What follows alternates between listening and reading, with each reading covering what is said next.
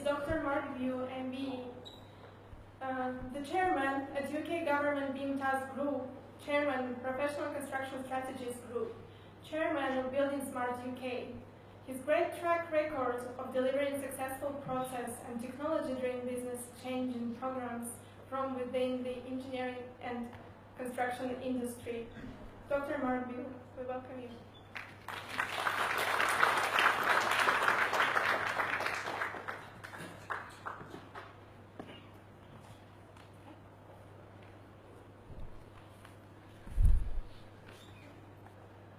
Okay, good evening everybody, and thank you very much for having us here. Thank you to Subsea and to Llewellyn and the Queen, of course. It's absolutely realistic, that hologram just there. My name is Mark View, and I'm going to spend the next half hour or so just talking a little bit about the UK government's journey around building information modelling. I know you're standing. I know it's the end of a long, hot day, so I won't make it any longer than that. I absolutely promise. So let's have a little look back over our level 2 journey into our level 3 journey, and I might right at the end talk a little bit about what level 4 is going to bring in the future as well. So to kick off, the worldwide construction industry is worth $1.3 trillion according to McKinsey. It is massive. We are part of the biggest industry in the world, and it's absolutely fantastic. I joined it in the mid-80s, working all over the world. It is a fantastic industry, but we can do a load better. And this is really what digitisation and building information modelling is all about. Now in the UK, our sector is worth about 100 billion. We're the biggest sector by far. We're bigger than the next two added together. We employ about 3 million people. And we have to drive productivity harder. We have to get more for less. And certainly during the post-crash years, we realised we had to do things in a different way. BIM, digitisation, data, has all been part of that journey. So in 2011, this chap here, Francis Maud, launched a strategy of which BIM was part of. For the first time ever, a construction strategy had building information modelling included in it, and it set some really stiff targets. You can see those numbers there: lower costs, lower whole life costs by 33%, deliver stuff faster, deliver assets 50% faster, reduce carbon by 50%. We already heard about carbon from Francis. Got some real challenges there, and improve exports. And clearly we've got some challenges now. We voted for Brexit, that we've got to kind of look for other markets as well. So those targets look really big. And I think you agree, they are. They're designed that way. They're designed to be challenging. They're designed to not allow us to squeeze the old business model any harder. We have to do something different. And that's where data and digitisation comes in. Now underpinning all of this is our output. How do we get better output from what we do? Our productivity in the UK has been lower than everyone else's around the world for a long time. And it's quite difficult to try and understand why. These curves you can see, we repeatedly as a nation, but also within construction, deliver lower output per head. We need to drive more. We can't keep up with the construction that we need to. We can't fund the construction we need to without changing. And certainly one of the things we've been looking at is how do we drive data into that process to improve productivity, and we're starting to see the fruits of that labour. So if we go back to 1934, that was the first time that UK had a construction report. And since then we've had about 70, you've probably heard of Latham and Egan, and a whole load of others. And all the way through those years, through the war and everything, every single report listed what was wrong with UK construction. For the first time in 2011, we decided to do something about it. We made some recommendations about changing the way that we worked. We decided we were going to fix some stuff. So we set some benchmarks. We changed the way we procure. We started to understand the most important person in changing an industry is actually the client. Because everyone behaves the way the client asks them to. The contracts cast the model. So if the client isn't intelligent and the client isn't able to articulate need, particularly when it comes to data, it's very unlikely you're going to have a successful project, and by extension, very unlikely you'll have a successful BIM project as well. Soft landings. How do we involve users in the design of assets? We'll come back to that a little bit later. The most important way to deliver a good asset is to understand how it's going to be used. The cheapest asset to deliver is the right asset first time, and yet we spend not a long enough time explaining to our users how these buildings are going to work. So how do we improve that and use data? How do we manufacture it more? If we look at the productivity in manufacturing in aerospace and automotive, they've grown massively in the last few years. But we've got to kind of learn from that and move on. and how do we use digital. So that was where we set ourselves back in 2011. Now, moving from no digital to all digital is clearly going to be a challenge, especially for 3 million people. And those people are all very different in terms of their skills, their outlooks, their capabilities. You've got architects, engineers, people on the ground, people knocking in pegs, carpenters, brickies, all those sorts of people. How do we get those people involved? So we set a progressive strategy, a series of steps to go from no data to lots of data in the future. And this diagram, I'm sure you may have seen before, is a diagram we put together in 2008, which creates a series of steps to bring us along this journey. And the left-hand end over here starts on the 9th of September 1983, which was my first day at work in Marconi Avionics, where we used to build aircraft. And that was a completely analogue drawing board related process. And that's exactly where construction was until the mid-90s. We then moved into CAD, we then moved into 2D and 3D CAD, and electronically moving that around, which was level 1. That was in around 2007. Level 2 was the mandate that government set to be hit by 2016, where we took our 3D geometry, we took all of our data, we joined it together, and put it in a box. And that box was called BIM. And we could start to bring that data together, our geometry, our programs, our cost plans, our carbon plans, our procurement plans, and link them all together. And the productivity gains you get from linking all that data together are enormous. Because if you change the building in the geometry, all the other schedules update automatically. We start to be able to share that data in a much better way. We start to be able to collaborate and drive people's productivity up through that process. So 2016 was the date we set for our level 2 journey. We hit it. I'll show you in a moment exactly what we did. The red line marks a really important point for us. It was the point where we didn't change contracts and we didn't change technology. And that's what level 2 was all about. Level 2 was all about doing what we did before, much, much better. As we move into level 3, we're going to do something different. We're going to throw away the old contracts, we're going to throw away the old rules, and we're going to do something dramatically different. And we're going to talk about that as we go forward in a moment. So just a quick recap. Probably recognise this. Level 1 BIM, lots of models, lots of paper, lots of anarchy. We've moved into level 2, and we're starting to feed data and views onto data all around using the same data set. So architecture, engineering, services, planning, building physics, acoustics, people flows, sunlight flows, manufacturing, and FM. One big data set for the whole asset. And this is a massive step forward. But if you go to aerospace, or you go to automotive, this is completely obvious. We've been doing it for 20 years. Why has it taken us so long to get to this point? Well, we didn't have a set of rules, and we didn't have a mandate and an imperative around doing something about it. And that's what the UK government did back in 2011. We set a course to mandate this way of working. And we set out to do 3 things. The first thing was to train the clients. Let's get an intelligent client. Let's get a client that understands how to buy assets and how to buy data. Let's motivate the supply chain. Let's work with the supply chain to understand what it needs to move. Clearly they need time. How long do they need? We gave them 5 years, seemed a reasonable amount of time. But SMEs need different things. So we looked at how we could help SMEs join the process quicker. So paying them quicker was an obvious thing. So we started to find a way of being able to pay our SMEs more quickly through project bank accounts. And lots of things like that were kind of incentivising people to move from 2011 through to 2016, where we are now, where most of the centrally procured assets are used using level 2. The third thing is we needed something where the client and the supply chain touch, where data passes between the supply chain and the client. And to do that we need standards. We need a standard set of plugs and sockets. So BSI, we're on the project as a partner to deliver a whole range of British standards. You may have come across these. I'm not going to go through them all this evening, but if you want to have a look at them, they're on that website. It's a BSI-owned website where you can download them for nothing. And again, we did that for a good reason. We wanted all the SMEs to have no barrier to entry, so everyone gets access to these documents free of charge. And they look at capital delivery, they look at operational delivery, they look at data structures, they look at data procurement. Most importantly, the one in red, particularly with some of the challenges we're having in the UK right now, data security. One of the unexpected consequences of having good quality data is people could use it for things you don't want them to. So making sure that you don't let this data go to the people who shouldn't have it is a really important step now. As we see some of the impacts of terrorism, we want to make sure that this data doesn't go into the wrong hands. So those standards are there. If you want to take them, you're more than welcome.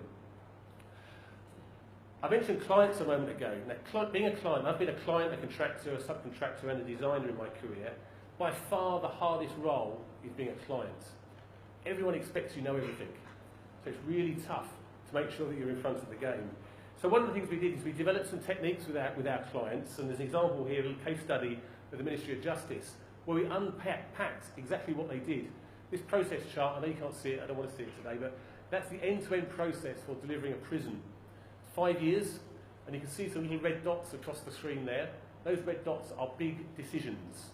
Decisions require data to answer them. BIM is the tool that creates data. If that data is presented to the client can make a decision.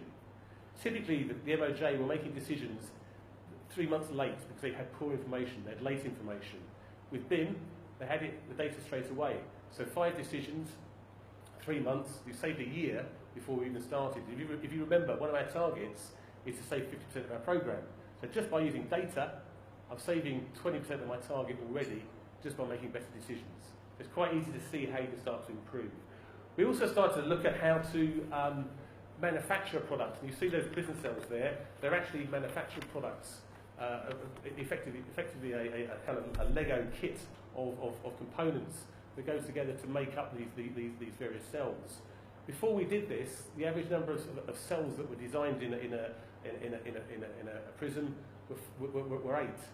We now don't design any, we just deliver the components. So lots of learning there, and on this first program we did deliver it 20% early, and we did deliver it 20% under budget, and that kind of figure has permeated across all of the other departments. So let's just look at the cost of construction for a moment. So CapEx, which we've just been talking about around delivering assets, is about 90 billion. I mentioned that earlier, about 7 or 8% of GDP. It's a big number. And as I've just shown you, we're now capable of saving 20% of that number. So that's an enormous figure. In the end of financial year 14-15, that was £1.2 billion. That meant for every 5 schools we built, we got a school free. That meant 20% more children got educated more effectively. These are big impact decisions that we're starting to make just by delivering better construction, because we can start to see better outcomes around education or transport. The next cost along, OPEX, operations, facilities management, asset management, 122 billion, an enormous number. Better construction can deliver lower operational costs. Lower operational costs means we can build more things. More things mean better improvements. So that cycle, that relationship between CapEx and OPEX is really important. We've started to now drive more CapEx spend through savings in OPEX. And the next one, in terms of service provision, is looking at how the impact of poor assets impacts on the economy. So if we look at the cost of service provision of transport and education and healthcare, 360 million. If we deliver poor assets, that number gets bigger. We have to employ more people. So our job as construction professionals gets more and more important as we start to understand the impact of poor buildings that we currently deliver, because that then has a knock-on effect on the overall economy. So the impact on the overall economy of poor construction is something like 570 billion. That's an enormous number. And that's the impact of poor educational outcome, poor tax take, poor transport, poor connections and poor growth.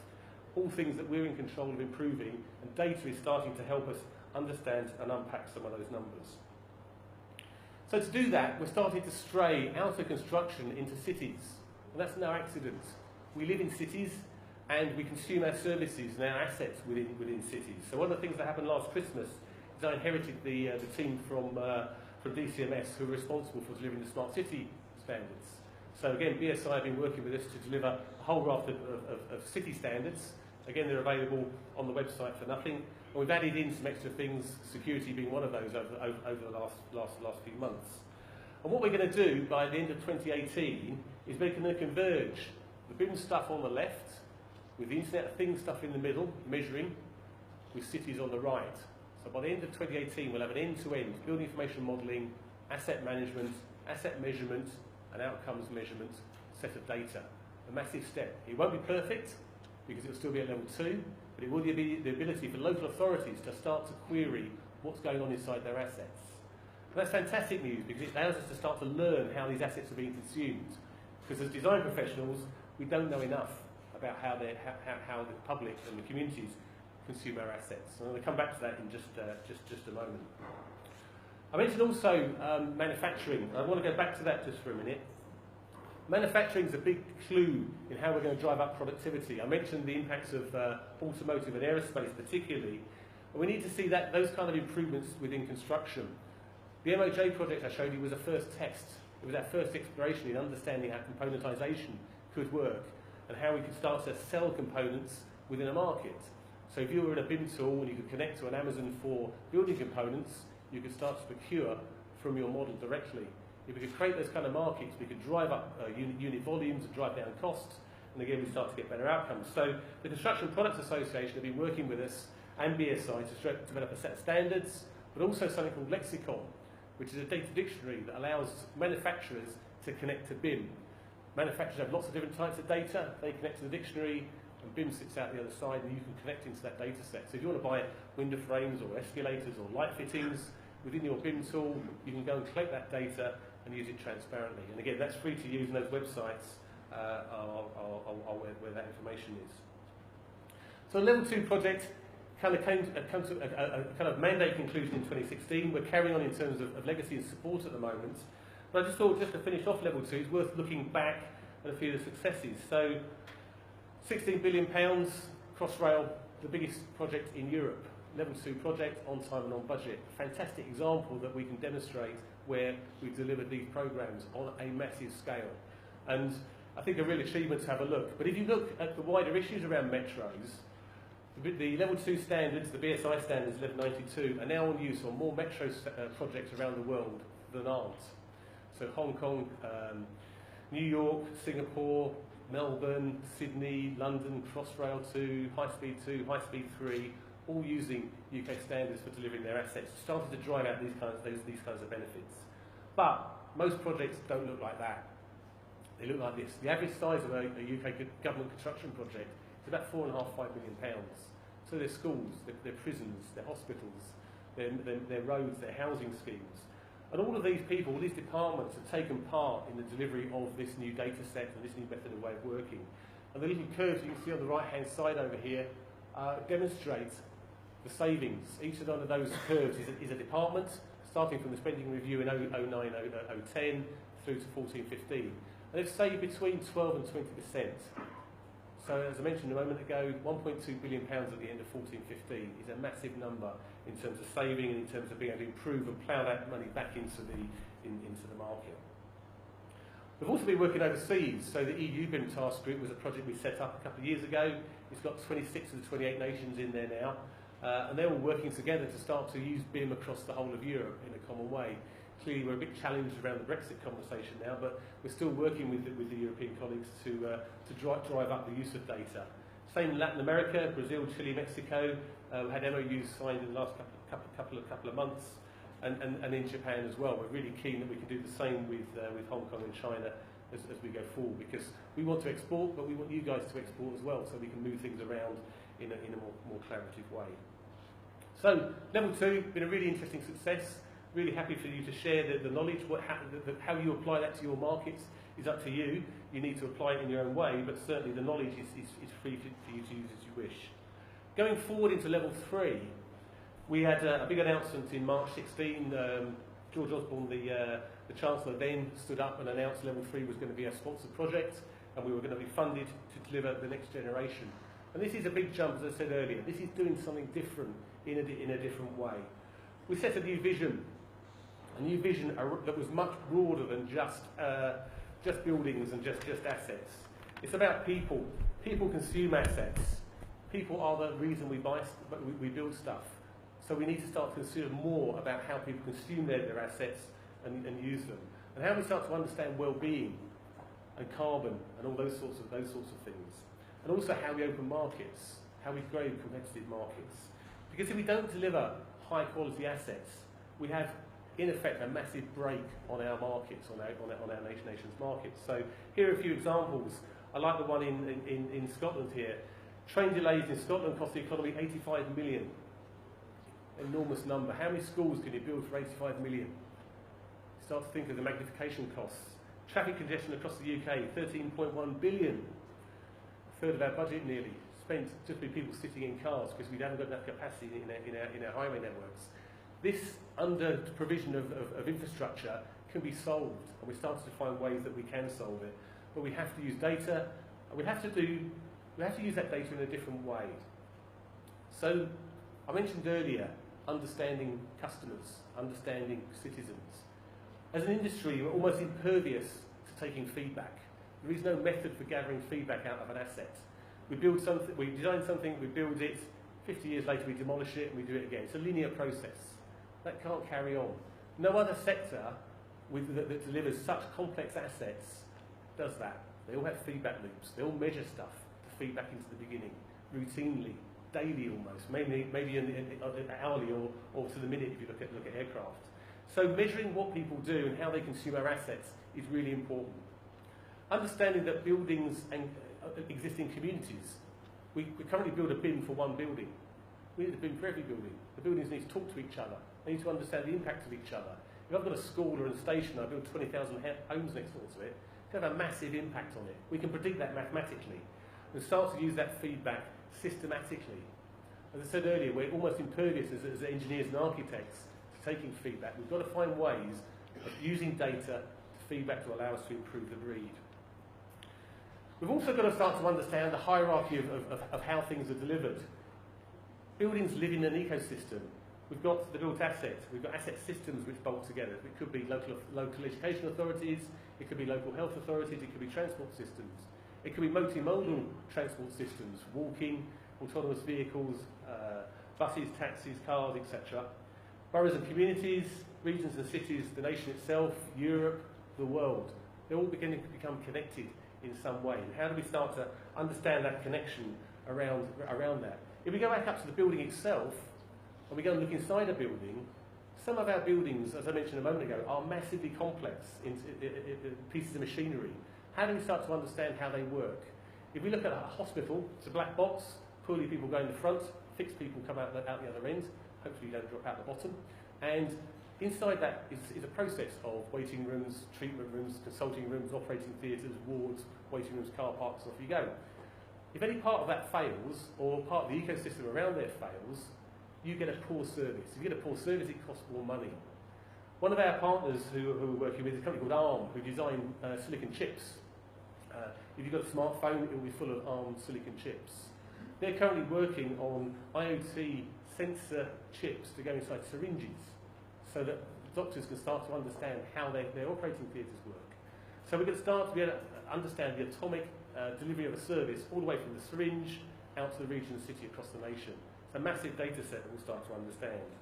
So we look at that in the context of our overall data money sets that we said earlier.